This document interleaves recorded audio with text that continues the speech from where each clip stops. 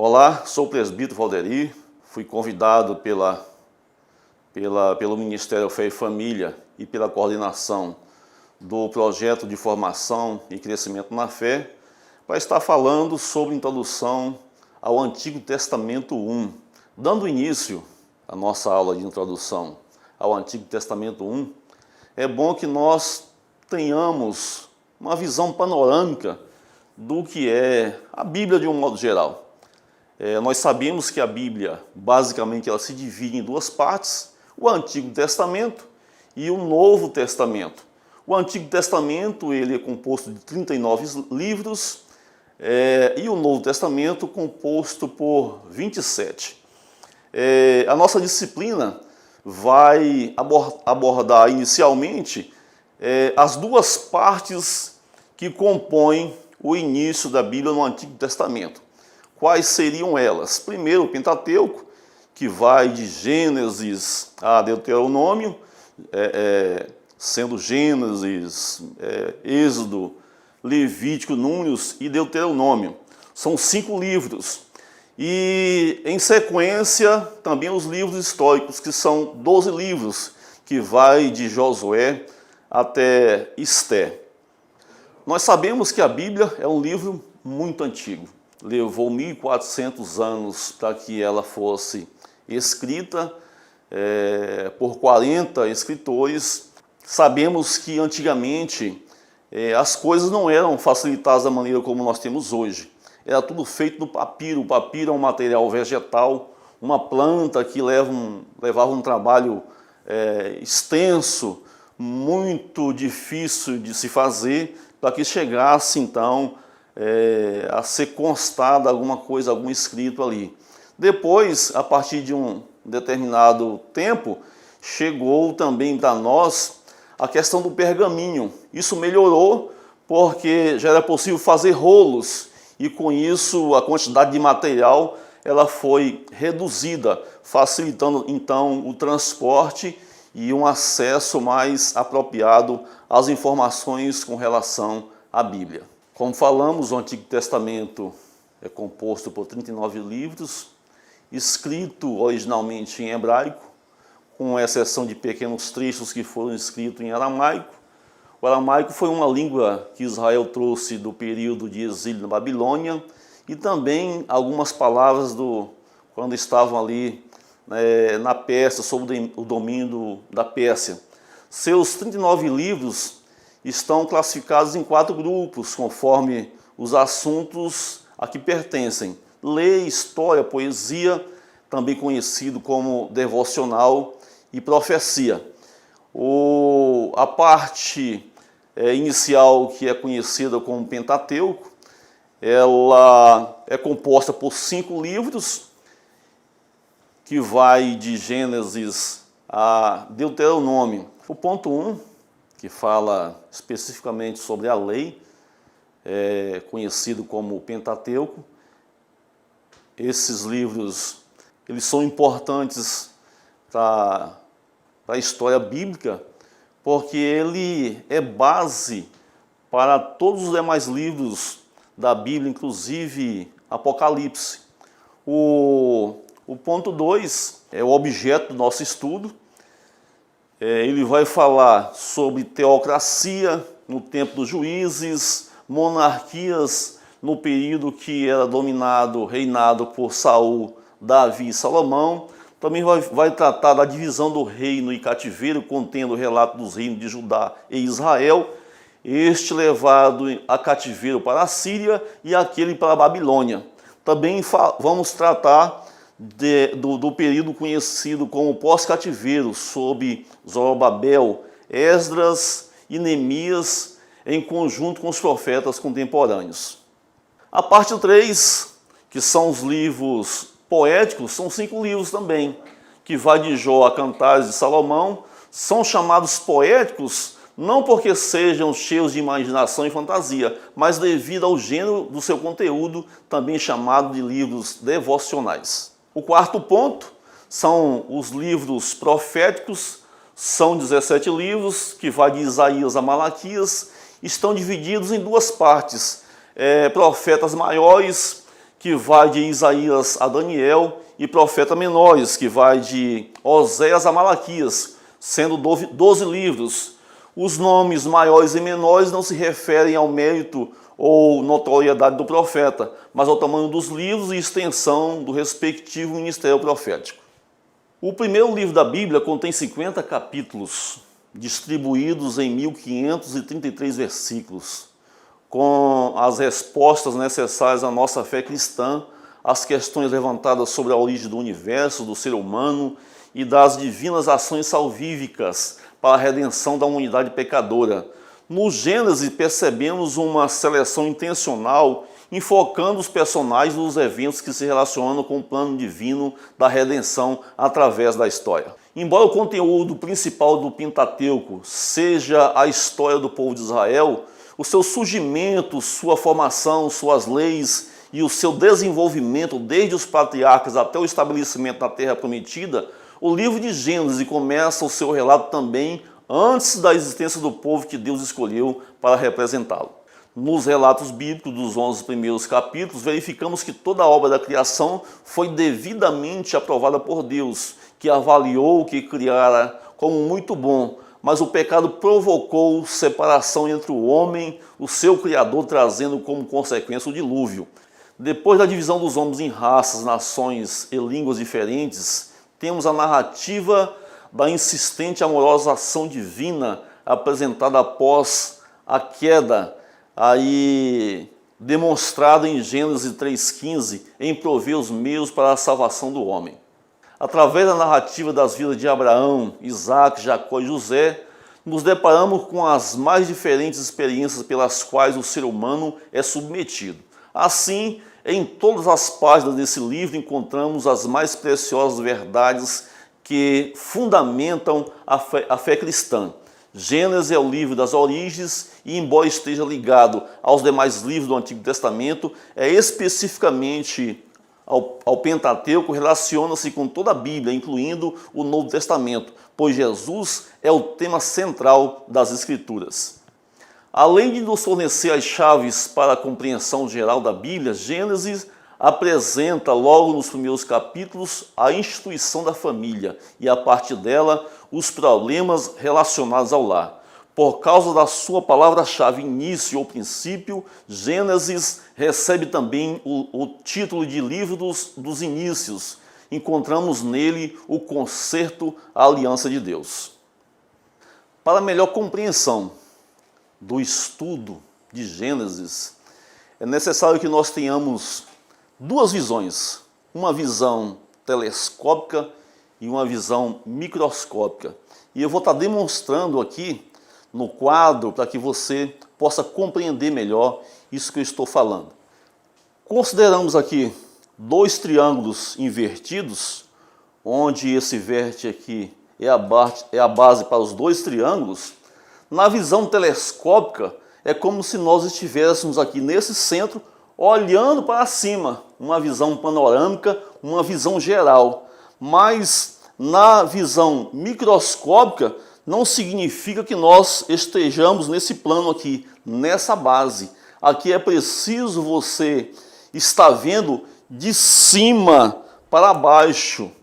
E para ter essa visão de cima para baixo, é necessário que nós tenhamos profundo conhecimento dos relatos bíblicos.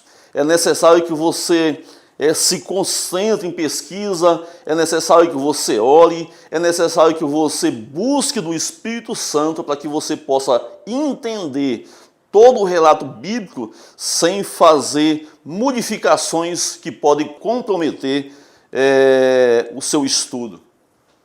Desta forma, nós podemos entender o livro de Gênesis de uma maneira mais facilitada. E aí nós teríamos que dividir ela em dois blocos.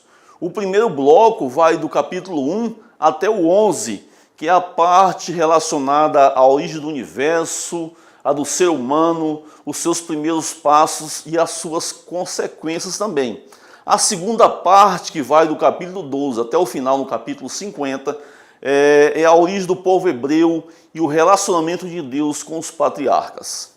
Como falei anteriormente, essa visão microscópica é você se aprofundar no conteúdo.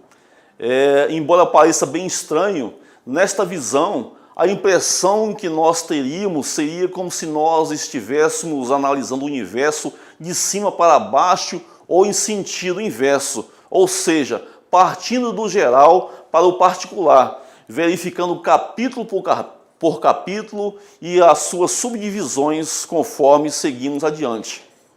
Na análise que se pode fazer dos capítulos 1 e 2, nós vamos tratar a narrativa de toda a criação, no capítulo 1, e a narrativa especial da criação do homem no capítulo 2.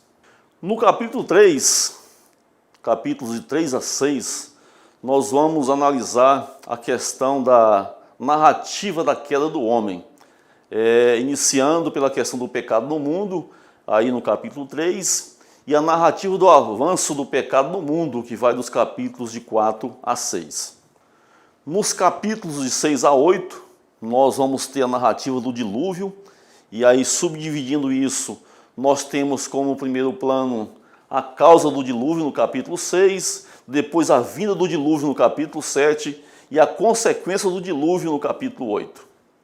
Nos capítulos de 9 a 11, nós vamos ter o recomeço da história humana com Noé e a sua descendência, aí registrados nos capítulos que vão de 9 a 10, também o relato da rebelião humana através da Torre de Babel, no capítulo 11.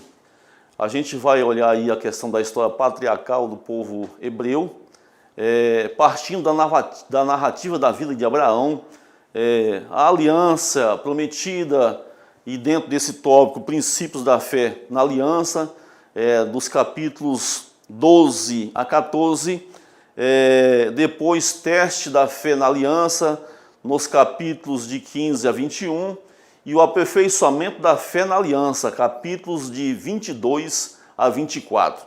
Nos capítulos que vão de 21 a 26, a gente vai ter a narrativa da vida de Isaac, e dentro desse tópico, a aliança transmitida, o nascimento de Isaac nos capítulos de 21 a 24, a concessão da bênção de Abraão a Isaac, capítulos de 25 a 26. Nos capítulos que vão de 27 a 36, a gente vai verificar a narrativa da vida de Jacó. Dentro desse tópico, a aliança prosseguida, as bênçãos materiais conseguidas nos capítulos de 27 a 30, bênçãos espirituais conseguidas também nos capítulos de 31 a 36. Nos capítulos finais de 37 a 50, Gênesis reservou um espaço bem maior e muito significante para tratar da vida de José. Dentro desse tópico, a gente vai ver a aliança exercida e o treinamento através das provações dos capítulos de 37 a 40 e também o triunfo através da confiança em Deus nos capítulos de 41 a 50. Devemos saber que o microscópio tem várias lentes que, ao serem usadas adequadamente, nos permitem ver particularidades que muitas vezes não foram percebidas em um primeiro momento a olho nu. Usaremos lentes mais potentes quando começarmos a análise de trechos e versículos de todo o livro de Gênesis. E agora chegou a vez de nós nos aprofundarmos realmente no conteúdo de Gênesis a partir do versículo 1, onde está escrito assim: no princípio criou Deus os céus e a terra. É uma das afirmações mais importantes que encontramos na Bíblia. E com certeza, essas poucas palavras estão gravadas nas mentes de muitas pessoas cristãs ou não cristãs. Ao citarmos algumas teorias não criacionistas sobre a origem do universo, concentraremos nossa atenção sobre uma delas, o evolucionismo, que nunca pode ser demonstrado como verdadeiro. Apesar disso, quando começamos a prestar atenção ao que é ensinado nas escolas públicas e particulares, vemos que muitos professores só se atêm a essa teoria, excluindo a alternativa do criacionismo. Percebemos que em muitos casos eles estão despreparados para falar sobre esse assunto tão importante e não se encontram em posição de apresentar o ponto verdadeiro. O relativismo e a religiosidade estão causando certas incredulidades no meio do povo de Deus, inclusive, contudo, a palavra de Deus tem se cumprido em tudo e em todos. Ela é absoluta em todos os seus aspectos, do ponto de vista histórico, dogmático, profético, espiritual, sobretudo. Morfologicamente, a palavra princípio, ela é interpretada como sendo um substantivo, ou princípio. Todavia, poderá ser também empregada como verbo, ou principiar, ou iniciar. No entanto, para melhorar o entendimento desse vocábulo, teríamos que nos aprofundar no estudo da semântica. O que é isso? É verificar realmente a função dessa palavra princípio dentro da oração, dentro da frase. E aí vem um detalhe importante que nós vamos começar a entender esse princípio. A expressão no princípio é uma expressão composta por duas palavras. É uma preposição e um substantivo. Na nossa língua portuguesa, isso é conhecido como locução adverbial, porque o substantivo tem função de advérbio. Já no original hebraico, no princípio, é também formado por uma preposição e uma espécie de advérbio de tempo ou de modo. Essa palavra é conhecida como bereshit. Be significa em, por, através de ou por meio de. Reshit significa cabeça ou principal ou começo. O que é importante a gente verificar aqui? O que para alguns seria uma informação simples, para outros o tema é complexo, objeto de estudos no mundo da teologia. A questão principal reside na compreensão exata do que Moisés queria dizer, de fato, com essas duas palavras iniciais. No princípio, estaria a ênfase no texto focado no tempo ou no modo da ação de Deus? É importante isso aqui, a gente está verificando.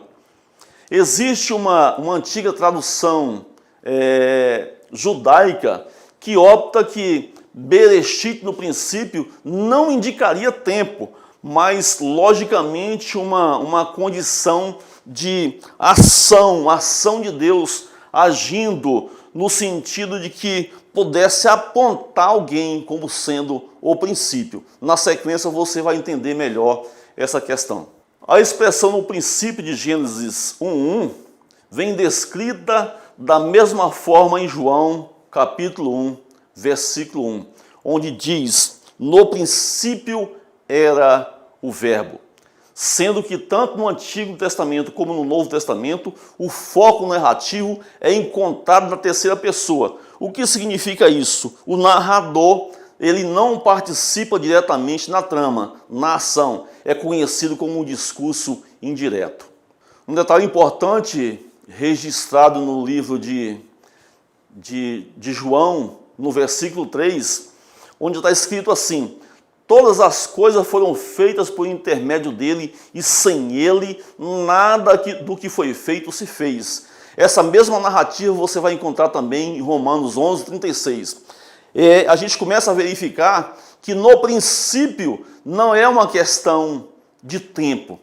A gente começa a verificar que no princípio existe alguém fazendo com que essa ação ela seja devidamente expressada de maneira clara, mas que você precisa se deter para que você não venha perder algum tempo com relação a isso.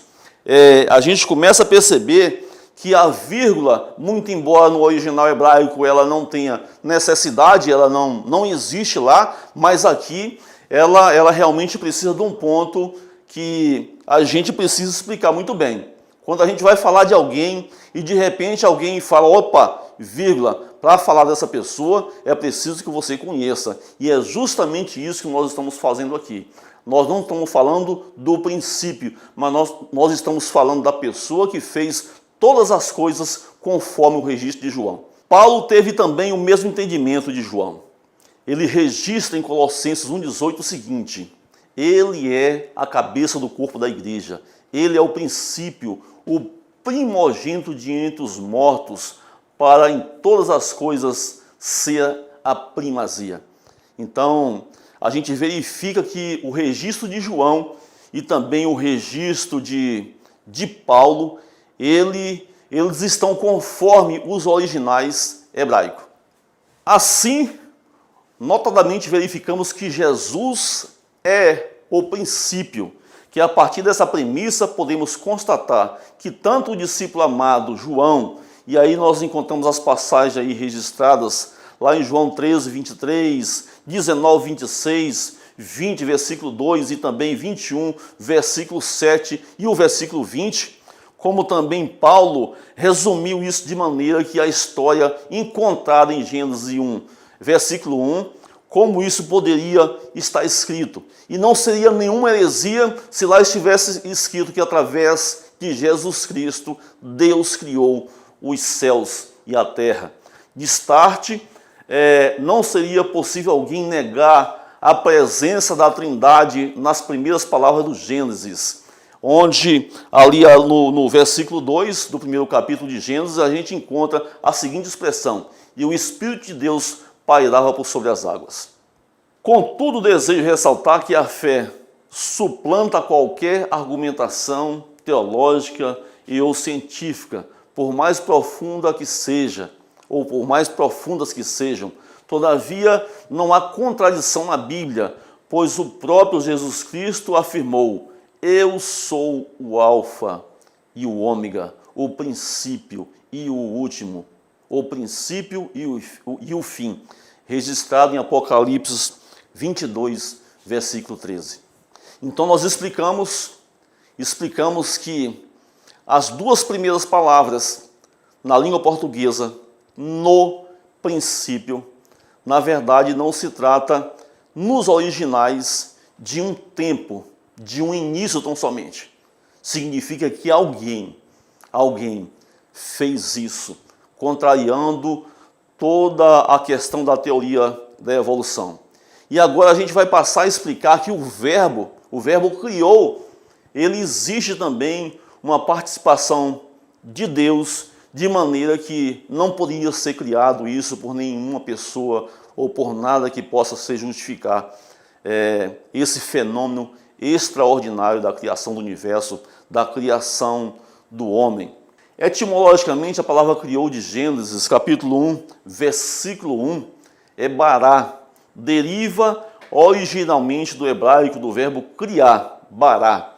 Um detalhe importante é que bará se refere a uma criação diferente, não a partir da matéria, como indicam em outros verbos, mas a partir do nada. Então nós poderíamos dizer que Deus criou o universo, que Deus criou a terra, que Deus criou os céus, que Deus criou o homem, que Deus criou tudo que existe, como se nada estivesse. Esse é o poder de Deus. Nós também podemos verificar que o verbo bará, lá no original hebraico, tem um significado também de esculpir. Isso sugere que criar é uma atividade semelhante à arte de esculpir. Desta forma, bará é um termo adequado para descrever tanto o ato de criar a existência, como também modelando algum material já existente em algo novo. Assim como Deus fez quando criou o homem, aí registrado em Gênesis 1:27, a partir do pó da terra. Deus é sempre o sujeito do verbo bará, em sua forma padrão. Portanto, criar pertence à capacidade divina, através de Jesus Cristo, que criou Deus os céus e a terra. Andando um pouco mais, nós falamos que no princípio não significa tão somente um início, que Jesus Cristo estava lá. E aí, passando esse início,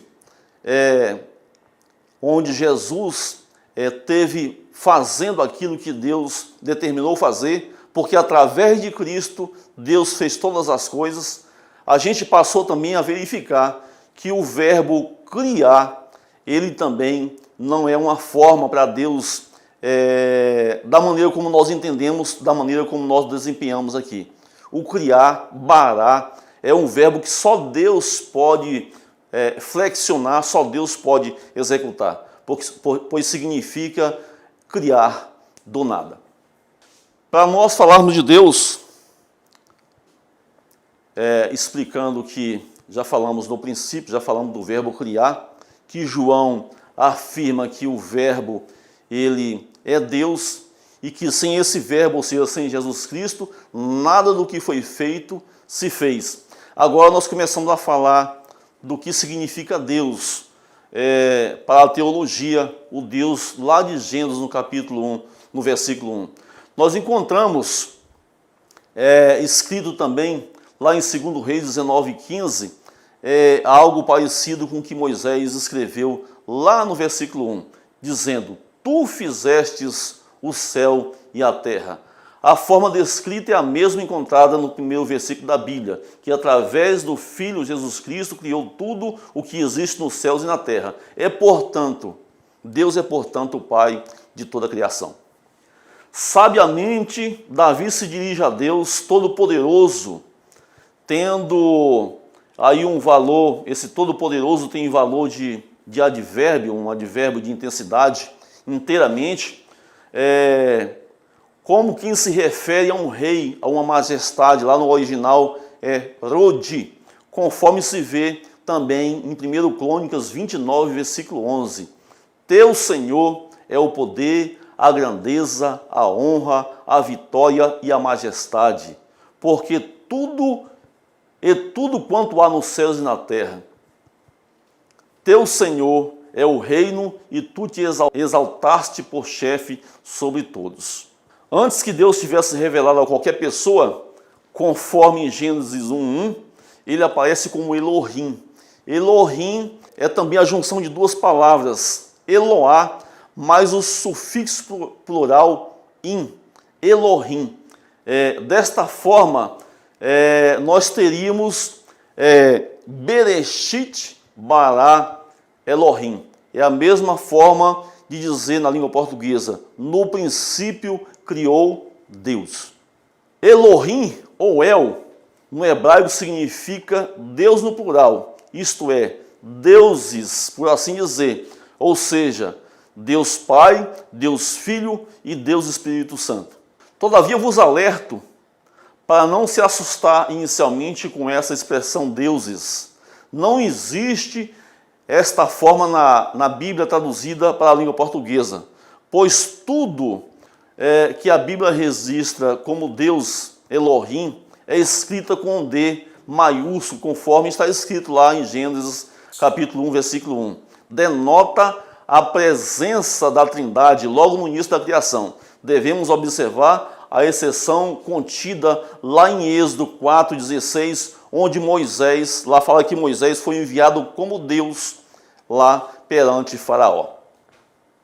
No entanto, a palavra deuses, letra minúscula, também pode ser encontrada na Bíblia, referindo-se a Deus das nações idólatras, como um dos diversos exemplos existentes.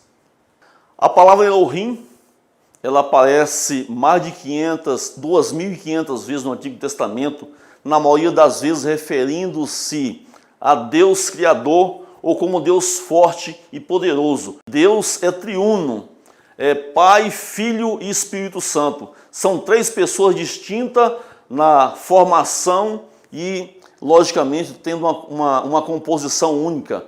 O único Senhor, o único Deus, lá registrado em Deuteronômio capítulo 6, versículo 4. Pois bem, já falamos o que significa no princípio. Originalmente é Jesus Cristo, uma pessoa. Falamos do verbo, criou. a afirmação de João, capítulo 1, versículo 1, fala que esse verbo é Jesus Cristo. Falamos concernente ao que significa Deus, lá no original hebraico Elohim, e o que significa Deus para nós. Agora é hora de nós explicarmos sobre o ato da primeira criação. E aí a gente vai tratar do objeto direto da ação. E esse objeto direto da ação, ele complementa a parte inicial. Logicamente estamos falando sobre os céus e também sobre a terra. O céu e a terra representam tudo o que o autor e seus leitores concebiam como a criação de Elohim. Tudo o que eles podiam ver e perceber nos céus e na terra, ou seja, o lugar onde nós pisamos, tudo o que eles podiam ver no céu, incluindo o sol, a lua, a estrela, nuvens, em contraste com a religião e a cosmogonia, ou cosmogênese. Em outras cosmogonias, por exemplo, a cosmogonia do Oriente Próximo, isso era visto de modo diferente, atribuindo aos deuses. Quando a gente substitui a parte pelo todo, a gente vai encontrar um fenômeno conhecido como merisma. Merisma serve para expressar aquilo que é maior, mais abrangente do que as partes, e para mostrar que tudo aquilo que havia sido feito por Deus e fazia parte da criação. É importante lembrar que as partes individuais, a terra e os céus, não representavam para o autor ou para os leitores originais as mesmas coisas que representam para nós hoje. Moisés não tinha uma visão clara do que é o globo terrestre, planeta Terra, das suas rotações e translações, ou do sistema solar como conhecemos hoje. Por isso não devemos permitir que ao ler Gênesis 1 nos venha à mente a ideia do planeta azul, porque esta não era a visão do autor. Portanto, na visão do autor, Nureshit Elohim criou todas as partes do universo que lhe era conhecido. O solo, o lugar geográfico onde pisava e o que estava acima dele, os céus e tudo o que neles está, incluindo o sol, a lua e as estrelas. Pode-se dizer, em suma, que o propósito do verso 1 é declarar a identidade do Criador e a origem de toda a criação, Elohim. E isso foi reconhecido e apreciado nos escritos bíblicos subsequentes. Agora nós vamos começar a abordar uma outra parte registrada a partir do versículo 2. A gente vai estar vendo agora os versículos de 2 a 25. Dando continuidade à análise do capítulo 1, vemos que o verso 2 diz o seguinte: a terra, porém, estava sem forma e vazia, havia trevas sobre a face do abismo, e o Espírito de Deus pairava por sobre as águas. Alguns estudiosos traduzem essas palavras da seguinte maneira: a terra, porém, tornou-se sem forma e vazia. E eles entendem que os versos 1 e 2 referem-se a dois atos criativos de Deus, interpretando a criação inicial do verso 1, caiu em uma condição de desolação por causa de uma grande catástrofe. Assim, a expressão estava sem forma e vazia é traduzida por veio a ser sem forma e vazia. Não há grande evidência para essa teoria, mas alguma coisa realmente aconteceu com a Terra. Por que o mundo ficou dessa maneira? Podemos crer que houve uma catástrofe que abalou o universo de Deus. Ainda no verso 2, lemos que havia trevas sobre a face do abismo. Quando a Bíblia diz que a terra estava ou tornou-se sem forma e vazia, mostra que havia um caos que não foi criado por Deus. Em Isaías 45:18, o profeta afirma: porque assim diz o Senhor, que criou os céus, o Deus que formou a terra, que a fez e a estabeleceu, que não criou para ser um caos, mas para ser habitada. Aí a gente vai verificar que essa teoria do caos, ela cai por terra. E, logicamente, que nós, se tivéssemos uma ideia de caos inicial, nós estaríamos atentando contra os atributos naturais de Deus. E Deus é perfeito. Deus fez a terra realmente de maneira que ela pudesse ser habitada. Deus foi fazendo as coisas de forma que quando o homem fosse formado, ele tivesse condição de ficar no lugar onde Deus haveria de colocá-lo para morar, para habitar, para constituir família. No original hebraico, lemos que Deus não criou a terra sem forma e vazia. Deus criou este universo como um cosmos e não como um caos. O que Isaías defende nesse versículo, inspirado pelo Senhor, é que ele criou a terra e a estabeleceu não para ser um caos, mas para ser habitada. Várias conjecturas foram aventadas para justificar o caos ou uma suposta catástrofe, mas é possível que aquele período tenha existido na Terra, referindo-se a uma criação pré-adâmica, mesmo porque o livro mais antigo da história bíblica é o livro de Jó. Aqui também cabe um detalhe interessante, que mais na frente nós vamos verificar com relação ao significado do nome de Adão. E aí, um outro homem anterior a Adão, biblicamente, não se justifica e também não se estabelece. Particularmente, eu gosto da versão apresentada pela Bíblia, escrita na língua espanhola. E a terra estava desordenada e facia, dando a conotação de algo que necessita ser organizada posteriormente, mesmo porque o organizador e dominador das coisas na terra ainda não tinha sido criado. Neste sentido, verificamos que ao flexionar o verbo de ligação estava com a forma descrita no hebraico, ou seja, na língua original, constatamos que os adjetivos desordenada e facia concorda com o texto escrito em espanhol. A terra era sem forma e aia deve ser traduzida como era, e em seguida pressupõe-se que a terra foi criada originalmente com essa forma desordenada, ou seja, sem ordem, ou que ainda seria organizada por um organizador cuja função seria delegada por Deus. Segundo Gleason Asher, é um professor de línguas bíblicas, ele comenta o seguinte: nota-se neste contexto que o verbo era, em Gênesis 1:2, pode possivelmente ser traduzido como tornou-se e pode ser interpretado com o seguinte significado: e a terra tornou-se sem forma e vazia. Somente uma catástrofe cósmica poderia explicar a introdução da desordem caótica na perfeição original da criação de Deus. Esta interpretação certamente parece ser exegeticamente defensável. Notadamente, o discurso muda a partir do versículo 3. Disse Deus: haja luz e houve luz. A partir de então, o autor passa a ter uma participação direta nos fatos relatados e deixa de ser o mero narrador da história. Ele participa da trama. Também verificamos que a organização de cada coisa criada é realizada de modo ordenado, ou seja, cada coisa ao seu próprio dia, até que Deus criou também o homem a partir do versículo 26. Pois bem, agora nós já estamos no sexto dia. É a palavra que vai de Gênesis capítulo 1, dos versículos 26 a 31. Assim diz a palavra de Deus: também disse Deus: façamos o homem à nossa imagem, conforme a nossa semelhança. Tenha ele domínio sobre os peixes do mar, sobre as aves do céu, sobre os animais domésticos, sobre toda a terra e sobre todos os répteis que rastejam pela terra.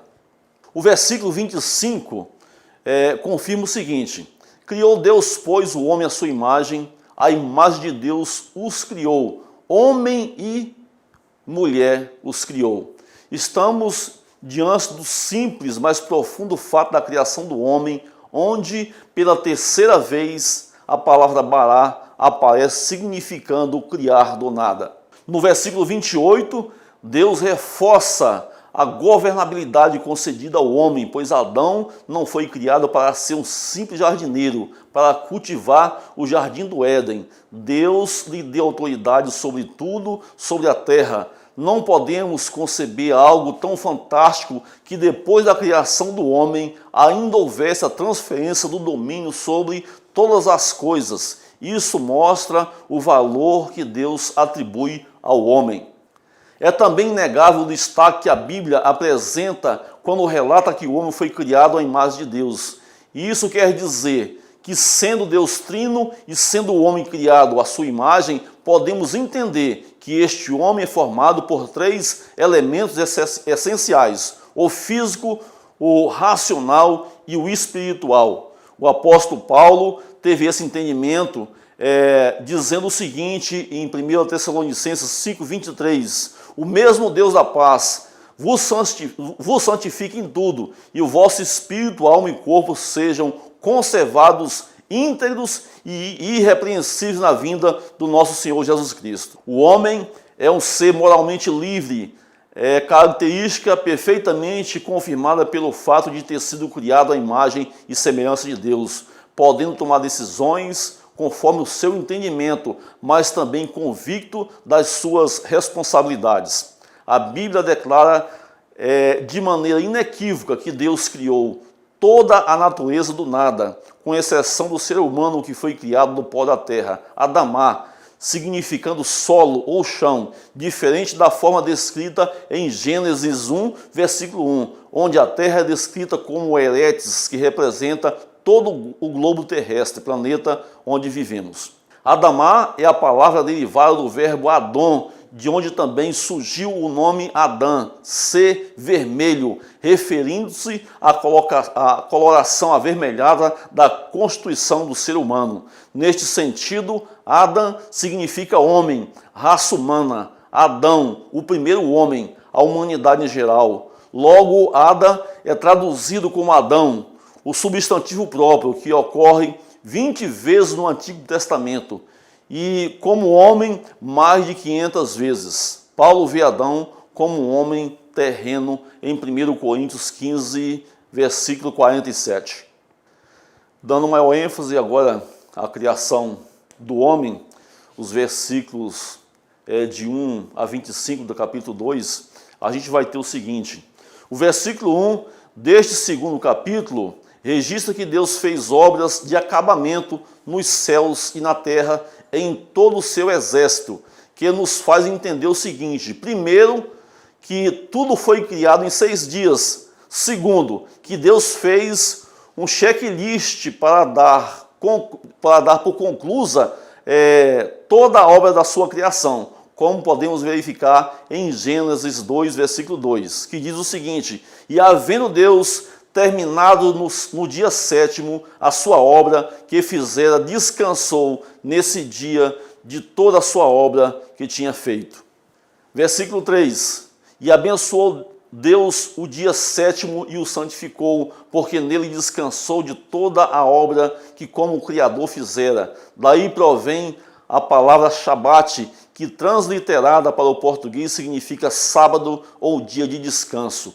Os versículos de 4 a 7, o autor volta a falar com mais detalhes a respeito da formação do homem, explicando toda a Gênesis, registrando que o homem foi formado do pó da terra e que Deus soprou nas narinas o fôlego de vida e o homem passou a ser alma vivente.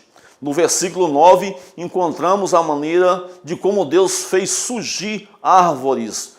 Do solo fez o Senhor Deus brotar toda sorte de árvores agradáveis à vista e boas para o alimento, e também a árvore da vida no meio do jardim, e a árvore do conhecimento do bem e do mal.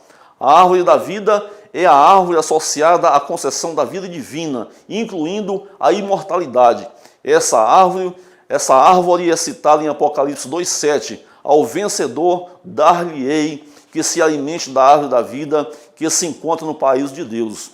A árvore do conhecimento do bem e do mal representa a autonomia humana, isto é, um governo e uma independência deliberada da parte de Deus em todas as áreas da vida.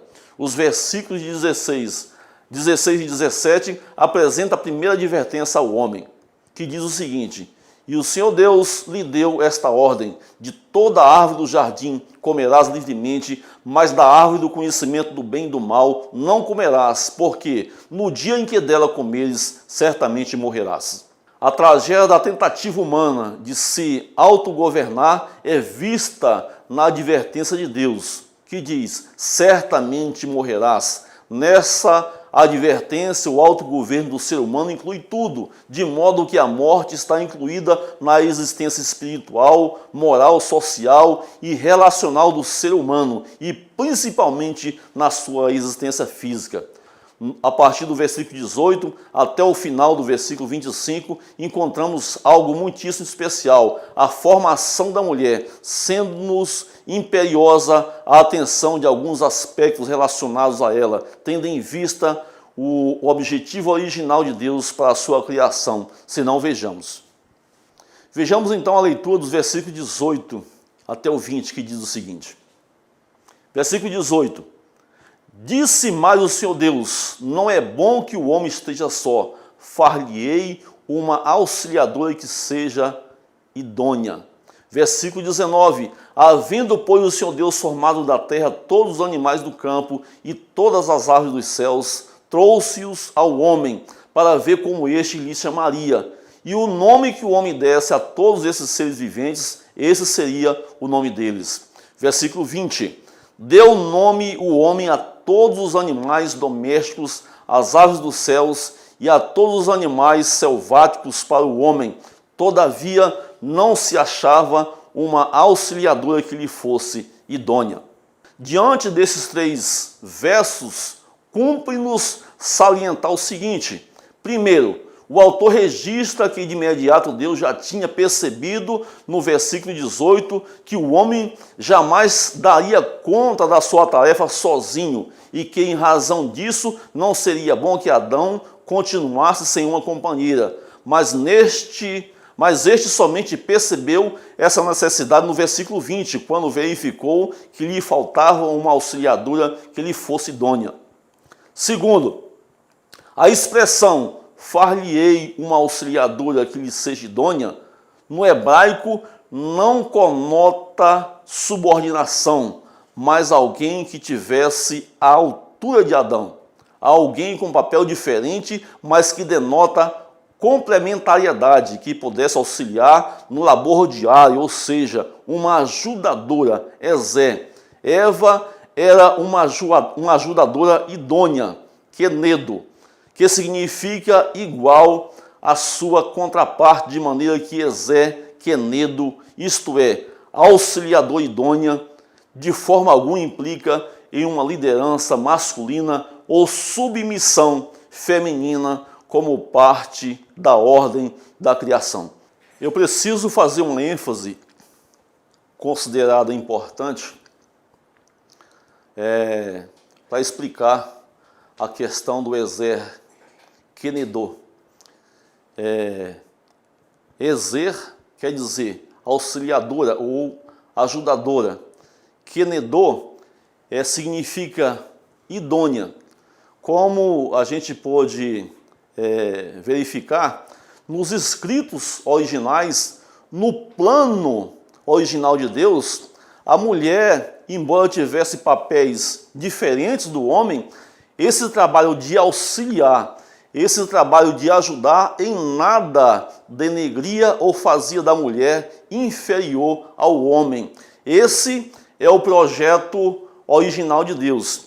É claro que lá em Gênesis 3,15, com relação à punição de Deus, a sentença de Deus para a serpente, para o homem e para a mulher, quando ele sentencia a mulher, essa situação do plano original de Deus, a gente verifica que ela perdeu e que ela passou a estar sob o governo do homem. Mas quando Jesus Cristo, ele vem, e a palavra de Deus fala que ele veio para resgatar as coisas que haviam sido perdidas, ele resgata tanto o homem como também a mulher de Deus. Eu creio agora que todas as coisas estão em Jesus Cristo e que em Jesus Cristo, tanto o homem como também a mulher, eles têm papel significativo, eles têm papel importante, mesmo porque foram ambos criados à imagem e semelhança de Deus, como vimos anteriormente lá em Gênesis, no capítulo 1, ali a partir dos versos 27 e 28. Vemos, portanto, que Eva é um poder igual ao homem. Ela é a alma gêmea de Adão, sua parceira igual, tanto ontologicamente, isto é, no ser, quanto funcionalmente, isso é, em sua função, status. Vemos que nos versículos de 21 a 25, Eva foi idealizada como companheira, como auxiliadora idônea. Sua criação foi indireta porque Deus formou do homem, do seu lado. Isso revela que a mulher é parte do homem, uma outra metade. Os dois juntos se complementam e criam uma unidade quando se casam. Tornam-se uma só carne, formando uma nova célula familiar. Bom, esse próximo capítulo, capítulo 3 de Gênesis, é um capítulo que realmente ele não pode ser visto de maneira que ele passe desapercebido, como um hiato na história. Sem ele não justificaria a vinda de Jesus Cristo. Sem ele não teria condição do homem ser da maneira como é, da maneira como Deus sempre quis que ele fosse. Houve aí uma situação, uma intervenção de Deus para resgatar o homem a partir da sua queda. E aí nós vamos verificar o seguinte. No estudo do capítulo 3, versículo de 1 a 13, a gente verifica o seguinte. O capítulo 3 de Gênesis é considerado como de todos os expositores fiéis da palavra de Deus, como um dos textos mais importantes de tudo, aliás, de todo o conteúdo bíblico. Nele está registrada a queda do ser humano que trouxe como consequência a separação entre o homem e Deus. Ao estudarmos os versículos de 1 a 5 de Gênesis 3, podemos destacar alguns detalhes importantes nesse relato da tentação, se não vejamos. Primeiro, a serpente, ao dirigir-se à mulher, perguntou-lhe de forma mentirosa, adulterando a palavra de Deus, se eles não poderiam comer de toda a árvore do jardim. No segundo ponto, Eva, por sua vez, ao invés de rejeitar a pergunta mentirosa, também mudou a palavra de Deus e acrescentou algo que Deus não ordenara, dizendo que não deveriam tocar no fruto. 3. O diabo contradisse outra vez a palavra de Deus, afirmando categoricamente que se comesse do fruto proibido, não morreriam. O ponto 4. O diabo lançou a sedução no coração de Eva ao dizer que, se comessem, seria como Deus, conhecedores do bem e do mal. Vejamos então o que diz a palavra de Deus no versículo 6. Vendo a mulher que a árvore era boa para se comer, agradava aos olhos e árvore desejável para dar entendimento, tomou-lhe do fruto, comeu e deu também ao marido, e ele comeu. Veja a tática que o diabo empregou. Primeiro fez um apelo à carne, a satisfação das necessidades físicas, mas isso ainda não era o suficiente. O fruto era também agradável aos olhos e Eva se satisfaria com a beleza estética. O diabo tentou a Jesus utilizando a mesma estratégia conforme os relatos de Mateus capítulo 4, versículos de 1 a 11. Vamos ver esse recorte aqui onde a gente pode perceber isso. Diz a palavra de Deus ali: se és filho de Deus, manda que estas pedras se transformem em pães. No caso de Eva, o fruto era bom para ser comido. É o que João chama de concupiscência da carne. Ele registra isso em 1 João capítulo 2, versículo 15. Depois o diabo levou Jesus à parte mais alta do templo e o desafiou Assim diz a palavra de Deus, nesse recorte que fizemos aqui. Se és filho de Deus, atira-te abaixo, porque está escrito, aos seus anjos ordenará a teu respeito que te guarde. Esse foi o apelo, a tentação feito ao senso do poder de Jesus Cristo. Ninguém, ao ser tentado, diga, sou tentado por Deus, porque Deus não pode ser tentado pelo mal, e Ele mesmo a ninguém tenta. Ao contrário, cada um é tentado pela sua própria cobiça, como esta o atrai e seduz. Então a cobiça, depois de haver concebido, dá à luz o pecado, e o pecado, uma vez consumado, gera morte. E essa passagem está registrada em Tiago, capítulo 1, versículos de 13 a 15. Agora vamos ver o desdobramento disso. Primeiro, vimos que Deus não pode ser tentado e também que não pode tentar ninguém, pois Ele não leva ninguém a pecar. Tiago, capítulo 1, versículo 13. O que Ele faz é advertir quanto às boas ou más escolhas às quais estamos sujeitos. E a gente verifica também isso em Gênesis, capítulo 2, versículos 16 e 17, também em Deuteronômio, capítulo 30, versículos de 15 a 20. Segundo, também verificamos que a origem do pecado ou de todo mal é a cobiça, isto é, no desejo ou concupiscência da carne. Terceiro, quando a cobiça interna deseja responder à sedução externa, o pecado é gerado. Tiago não menciona o papel de Satanás na tentação, a exemplo do que fez Mateus, lá no capítulo 4, pois o seu objetivo não é discutir a origem do pecado, mas explicar que a sedução ao mal não vem de Deus. Ao ressaltar a natureza interna da tentação, Tiago não deixa desculpa para os pecadores. 4. Satanás é, na verdade, a fonte externa da tentação, mas ninguém pode culpá-lo pela raiz dos atos pecaminosos que estão no interior de cada indivíduo. Isso a gente pode verificar na passagem de Marcos, capítulo 7, versículos de 1 a 23. 5. O pecado consumado gera morte, e isso a gente também pode verificar em Tiago, capítulo 1, versículo 15. Vejamos agora, então, as consequências do pecado a partir do capítulo 3 de Gênesis, do versículo 14 em diante. Da análise que se pode fazer sobre os itens supramencionados e com base em Gênesis 3, versículo 14 a 24, verifica-se que pela desobediência aos termos do seu governo, o homem cai, experimentando a perda do seu domínio, registrado isso lá nos versículos 22 e 23.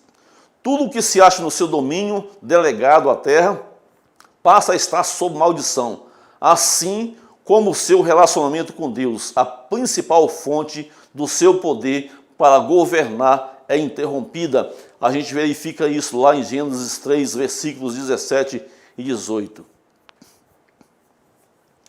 Desta forma, o homem perde o poder da vida, essencial ao governo no reino de Deus. Versículos 19 e 22 de Gênesis, no capítulo 3. Além da tragédia da queda do ser humano, dois outros fatos se desdobram.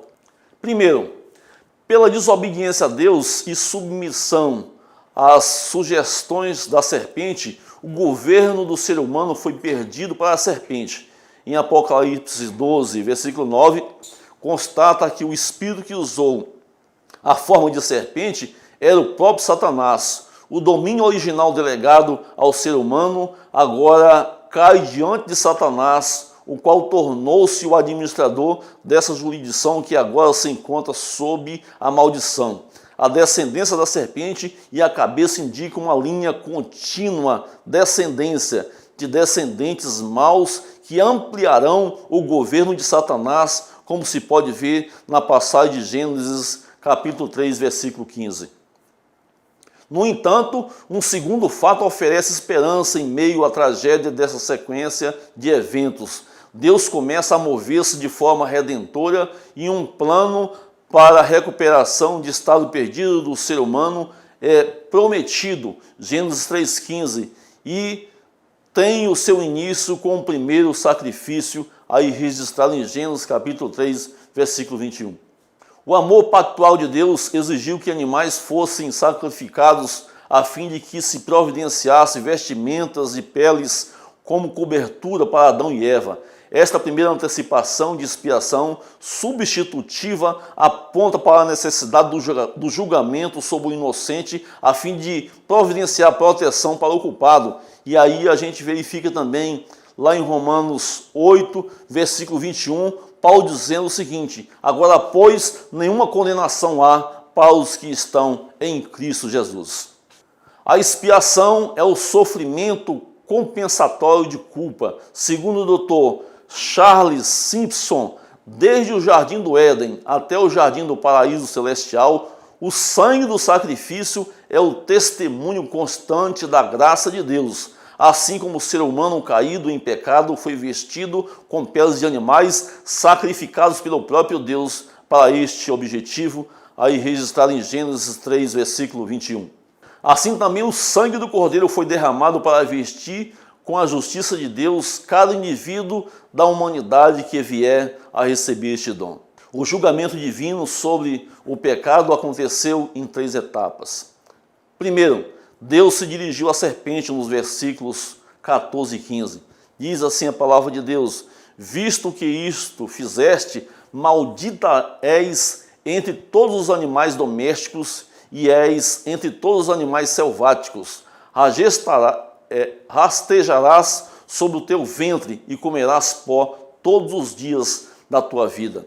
Podemos dizer que temos no versículo 15 o pronto evangelho, isto é, o primeiro anúncio do evangelho, das boas notícias da salvação divina, a primeira profecia sobre o Salvador, o Messias. A verdade bíblica que é contada por toda a história da humanidade estava sendo proclamada. Deus procura pelo homem e mostra a ele a salvação em Jesus Cristo. Segundo, na sequência houve o julgamento e a condenação da mulher. O versículo 16 diz: E a mulher disse: multiplicarei sobremodo os sofrimentos da tua gravidez, em meio de dores darás à luz filhos, e teu desejo será para o teu marido, e ele te governará. A condenação da mulher recaía sobre aquilo que era exclusivamente dela, isto é, a possibilidade de auxiliar o marido e gerar filhos. É importante notarmos que essa submissão ao marido não indica menosprezo à pessoa ou aos dons da mulher, mas um papel redentor do marido frente à esposa, visando restabelecer o companheirismo original. 3. Os versículos 17 a 19 nos mostram o julgamento e a condenação do homem. Versículo 17.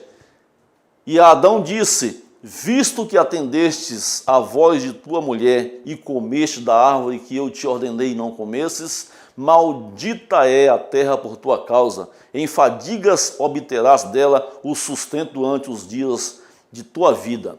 Versículo 18. Ela produzirá também cardos e abrolhos, e tu comerás a erva do campo. Versículo 19. No suor do rosto comerás o teu pão, até que tornes a terra, pois dela fostes formado, porque tu és pó, e ao pó retornarás. O ser humano chegaria ao seu fim, desfazendo-se em pó, de onde viera originalmente.